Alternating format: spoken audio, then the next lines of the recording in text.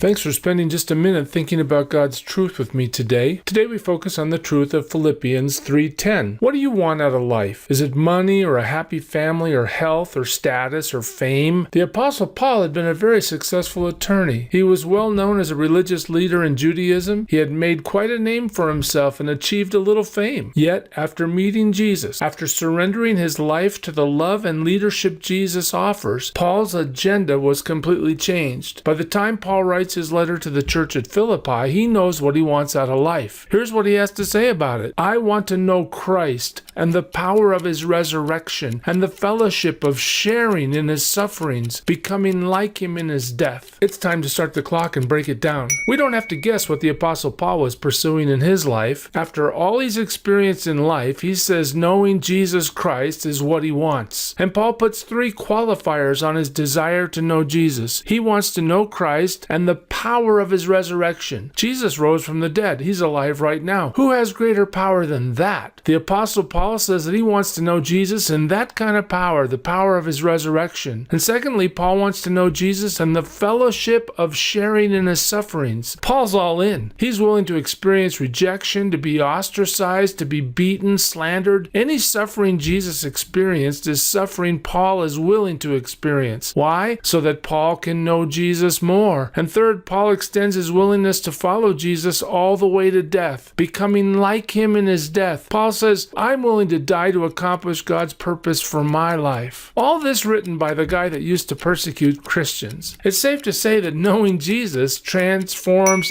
everything. What do you want out of life? You can't find peace or purpose? Well, your answer is right here. As always, I'm interested in your thoughts and comments. Please subscribe to this channel and share this video with whomever may benefit. And remember, knowing Jesus in his power, in his suffering, in his surrender to the Father's will, even to death, is the ultimate goal for any of our lives. Give your life to him. You will be transformed. Serve him well today. God bless you.